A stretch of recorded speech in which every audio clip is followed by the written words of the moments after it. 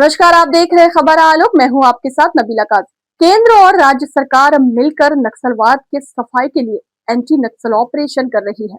सरकार की ओर से कहा गया है कि 31 मार्च 2026 तक हम नक्सलवाद का समूल नाश कर देंगे।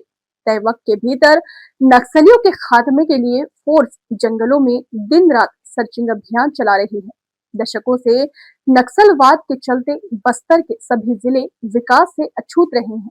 नक्सलवाद के खात्मे के बाद विकास की रफ्तार वहां बढ़ेगी, कोशिश तेजी से जारी है। दशकों तक नक्सलवाद का दंश झेलने वाले बस्तर के लोग भी चाहते हैं कि इस हिंसा से उनको छुटकारा मिल सके। नक्सली हिंसा से प्रभावित परिवार भी शासन से मदद की उम्मीद लगाए बैठे हैं। नक्सली हिंसा का शिकार एक परिवार मदद और न्याय की आस में रायपुर के चक्कर काट रहा है।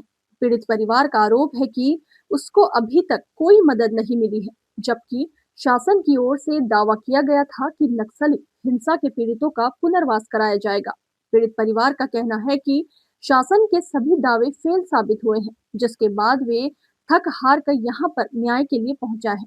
नक्सली हिंसा से पीड़ित और पुनर्वास की बाट जो रहे इस परिवार ने चेतावनी भरे लहजे में कहा कि अगर उनको न्याय और पुनर्वास का साधन नहीं मिलता तब निराश होकर आमरण अनशन पर बैठने के लिए मजबूर होंगे। पीड़ित परिवारों का कहना है कि नक्सलियों ने उनके परिजनों को मुखबिर बताकर हत्या कर दी थी। इसके बाद पूरे परिवार को गांव छोड़ने की धमकी दी गई। जान बचाने के लिए परिवारों को अपना घर गांव सब छोड़ देना पड़ा। वो छिपकर दूसरी जगहों पर किराए के मकान में रहने को मजबूर है।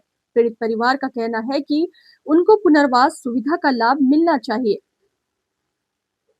छत्तीसगढ़ शासन द्वारा नक्सलवादी आत्मसमर्पण और पीड़ित राहत पुनर्वास नीति 2025 28 मार्च 2025 को लागू की गई, जिसमें नक्सली हिंसा में मारे गए व्यक्तियों के परिवारों को सरकारी नौकरी या 5 लाख की आर्थिक सहायता प्रधानमंत्री आवास योजना के तहत मकान आवासीय भूमि देने का प्रावधान किया गया है।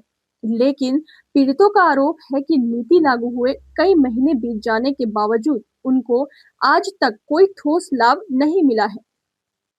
सबसे बड़ा सवाल ये है कि जब नक्सलवाद के खात्मे की बात की जा रही है तो नक्सल पीड़ितों को उनका हक क्यों नहीं मिल पा रहा है?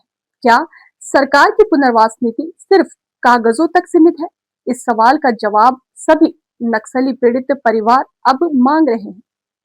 इस खबर में आपकी क्या प्रतिक्रिया है? हमें कमेंट बॉक्स में जरूर बताएं और हमारे चैनल को लाइक और सब्सक्राइब जरूर करें।